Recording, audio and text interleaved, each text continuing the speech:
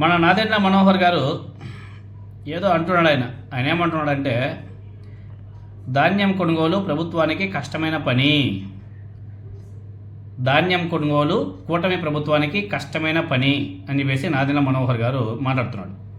ప్రతి రైతు నుంచి ధాన్యం కొనుగోలు చేయడం అనేది ప్రభుత్వానికి కష్టంతో కూడుకున్న పని అనేసి ఆయన మాట్లాడుతున్నాడు. నిన్న ఏదో ఆయన ఏలూరు వెళ్తే అక్కడ మీడియాతో మాట్లాడుతూ, రైతుల నుంచి ధాన్యం కొనుగోలు చేయడం అనేది ప్రభుత్వం చేస్తున్న వ్యాపారం కాదు, గతం కంటే ధాన్యం దిగుబడి అధికంగా వచ్చింది అని చెప్పేసి మాట్లాడుతూ, ఇలా ధాన్యం దిగుబడి ఎక్కువగా రావడం వల్ల కష్టంగా ఉంది కొనడానికి, కాబట్టి ధాన్యం కొనుగోలు ప్రభుత్వానికి కష్టమైన పని అని చెప్పేసి నాదెండ్ల మనోహర్ గారు మాట్లాడుతున్నాడు. అయ్యా నాదెండ్ల మనోహర్ గారు, అంత కష్టమైతే గతంలో వైఎస్ఆర్ కాంగ్రెస్ పార్టీ అధికారంలో ఉన్నప్పుడు జగన్మోహన్ రెడ్డి గారు ఏ విధంగా కొనుగోలు చేశాడు? ఆయన ఇలా కష్టంగా ఉంటుందని చెప్పేసి తెలిసే రైతు భరోసా కేంద్రాలను ఏర్పాటు చేశాడు. రైతు భరోసా కేంద్రాలు అయితే ఈజీగా కనెక్టివిటీ ఉంటుంది, ఈజీగా రైతులకి సర్వ్ చేయొచ్చు అని చెప్పేసి జగన్మోహన్ రెడ్డి గారు ఒక బ్రహ్మాండంగా ఆలోచన చేసి రైతు భరోసా కేంద్రాలను కూడా తీసుకొచ్చి ప్రతి సచివాలయంలోనూ ఒక రైతు భరోసా కేంద్రాన్ని కూడా పెట్టాడు. వండర్ఫుల్గా నడిచింది.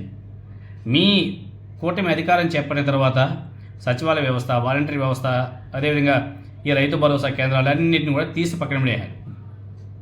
ఏమి లేవు.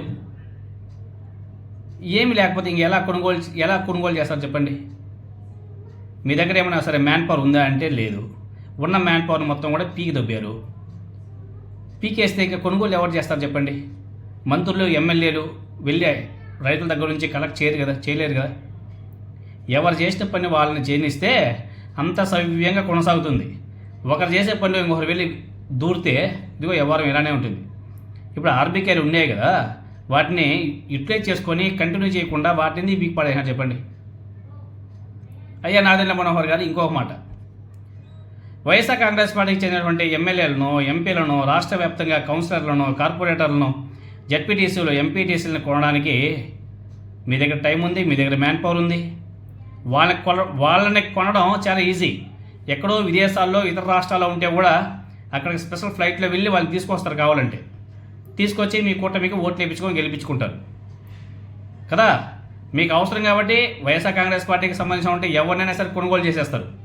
కొనుగోలు చేయగల కెపాసిటీ ఉంది, మ్యాన్ పవర్ ఉంది, డబ్బు ఉంది, అన్నీ ఉన్నాయి. కానీ రైతుల దగ్గర నుంచి ధాన్యం కొనడానికి మాత్రం, ధాన్యం తీసుకోవడానికి మాత్రం కష్టమా? ప్రతి రైతు నుంచి ధాన్యం కొనుగోలు చేయడం అనేది ప్రభుత్వానికి కష్టంతో కూడుకున్న పని. ఏమయ్యా మీరు మంత్రి కదా, ఇలా మాట్లాడచ్చా? చెప్పండి, ఇది మంచిదేనా? మీకు ఓటేజ్ గెలిపించింది ప్రజలు ఎందుకు? ప్రజలకు సేవ చేయమని చెప్పేసి చెప్పింది. మరి ప్రజలకు సేవ చేయడం, ప్రజలకు పని చేయడం అనేసి మాకు కష్టం, మేము చేయలేము, మా వాళ్ళకి కాదు అంటే ఇంకా మీకెందుకు? మీకు ఆ మంత్రి పదవులు ఎందుకు? మీకు ఇంక ప్రభుత్వాలు ఎందుకు? దిగేసి వెళ్ళిపోతే ఎవరో ఒకరు వస్తారు కదా, వచ్చి రైతులు నేను మేలు చేస్తారు కదా. మీరు దిగేసి వెళ్ళిపోండి. జగన్మోహన్ రెడ్డి గారికి మళ్ళీ పట్టం కట్టండి, ఇచ్చేసాడు ఆయన ముఖ్యమంత్రిగా. మా వాళ్ళకి కాలేదయ్యా, చెయ్యయ్యా నువ్వు అని చెప్పేసి వదిలేసేది.